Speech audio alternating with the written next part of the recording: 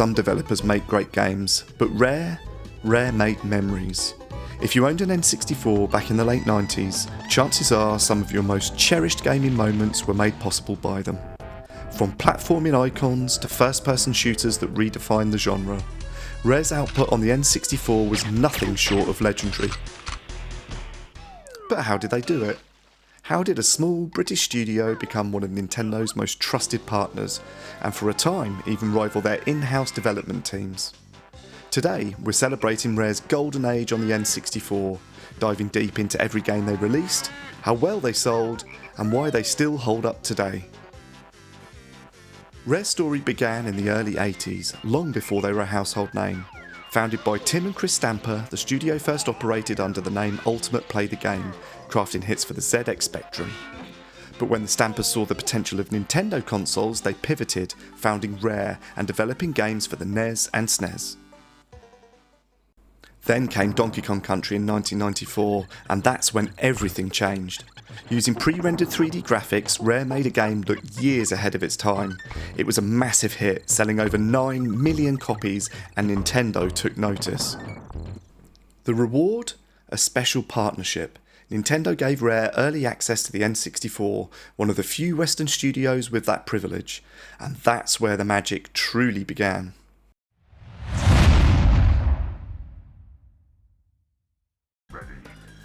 Before Rare dominated platformers and shooters, they took on the fighting game genre. Killer Instinct Gold was an N64 enhanced version of their hit arcade fighter, featuring fluid animations, insane combos, and a killer soundtrack. While it wasn't as big as Mortal Kombat or Street Fighter, it had a devoted following and sold just over 1 million copies.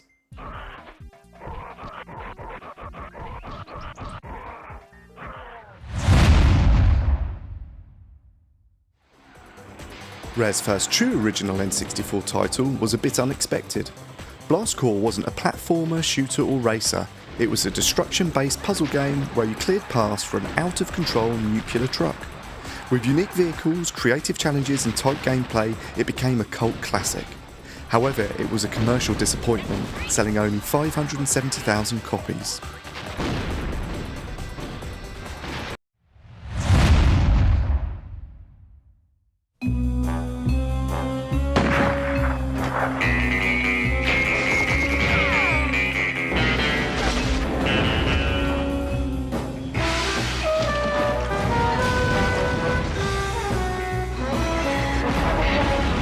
Do you know how to use one of these?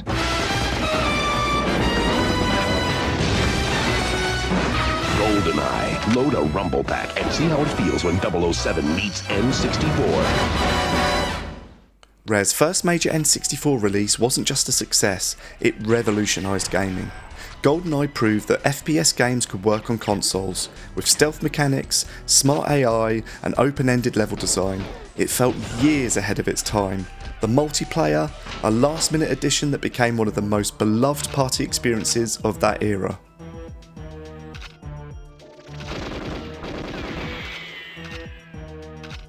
GoldenEye wasn't just a hit, it was a phenomenon. It sold over 8 million copies, making it the third best-selling N64 game of all time, and for many it is still the ultimate Bond experience.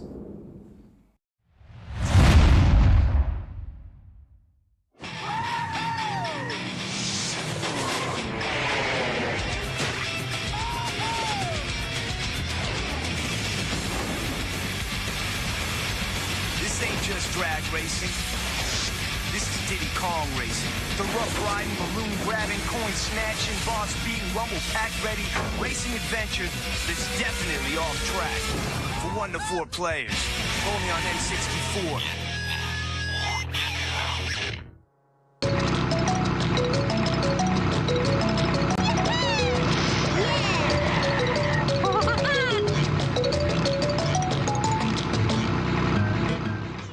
Mario Kart 64 may have been the king of kart racers, but Rare had other ideas.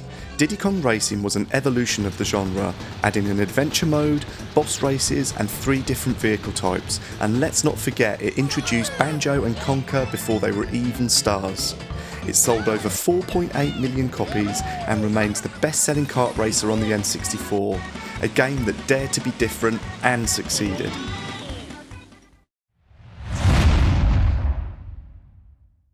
You don't understand, it's after us. It's big!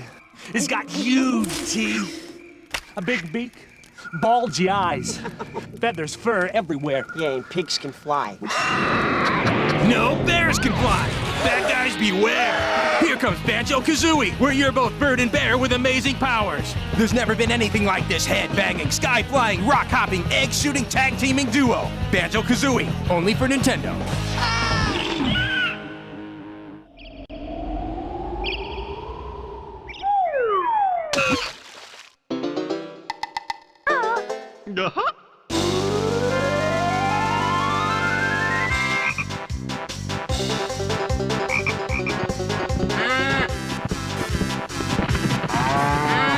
Banjo Kazooie wasn't just a platformer, it was a masterpiece.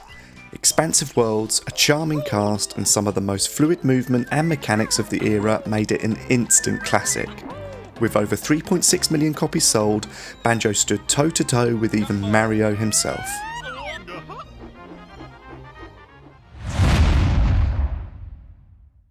If Banjo Kazooie was Rare's attempt to refine the 3D platformer, then Donkey Kong 64 was them going all out.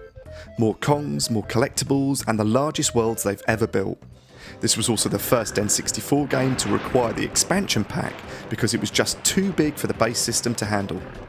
You had 5 playable Kongs, each with their own unique abilities, and the game was stacked with minigames, secrets, and even full arcade ports of the original Donkey Kong and Jetpack. The game sold an impressive 2.3 million copies, keeping the Donkey Kong franchise alive well into the new millennium. And of course, who could forget the DK rap? It's either the greatest thing ever or a crime against music, no in between. Here we go. Performance for you. If you know the words, you can join in too. Put your hands together if you wanna clap as we take you through this monkey rap.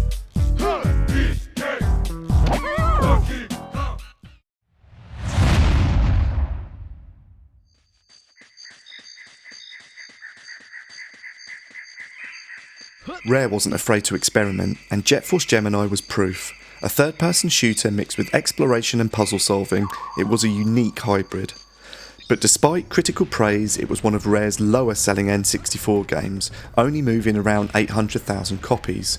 Even so, it remains a cult classic today.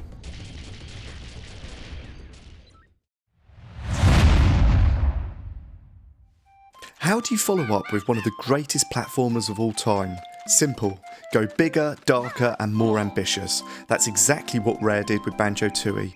A massive expansion of everything that made the first game great, but with twists that made it feel like a true evolution. Instead of self-contained levels like Banjo Kazooie, Tooie's worlds were interconnected, creating an almost Zelda-like sense of exploration. Moves were more advanced, boss fights were tougher, and the humour even more brutal. This wasn't just another fun animal platformer, it had some legitimately dark moments. The game literally opens up with Gruntilda's sisters resurrecting her rotting skeleton, only for her to immediately murder Bottles. Not exactly Saturday morning cartoon stuff.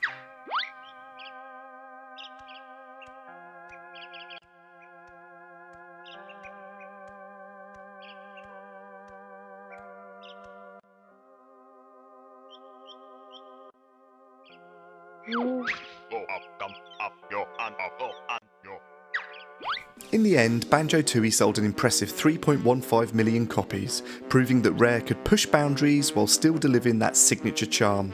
It may not be as nostalgic as the first game, but for many, it's the true peak of the Banjo series.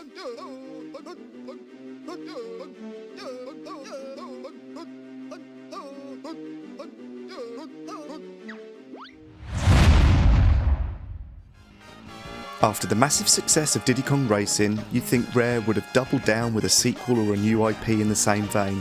Instead, we got Mickey Speedway USA, a fun, well-made racer but one that felt a little safe compared to Rare's usual standard. Instead of wacky animals or time-travelling pigs, this was more of a traditional kart racer, starring Mickey, Minnie, Donald and the rest of the crew. The gimmick? Tracks were based on real-life US cities like Los Angeles, New York and San Francisco. Visually it looked great with colourful tracks and smooth animations, but the gameplay, it felt a little too familiar, lacking the depth and creativity that made Diddy Kong Racing special. Sales-wise, it never took off the way Rare's other games did, only managing 330,000 copies. It's not bad, it's just forgettable. It's like the game equivalent of a decent fast food meal. You won't regret playing it, but you probably won't be craving it years later.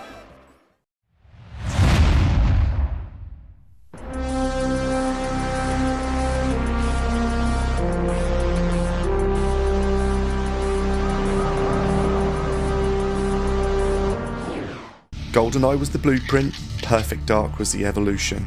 With voice acting, sharper AI and an ambitious sci-fi narrative, Rare pushed the limits of the N64. It was a technical marvel, requiring the expansion pack just to function at full capacity. Selling 2.5 million copies, it may not have matched GoldenEye's sales, but its impact on the FPS genre was undeniable.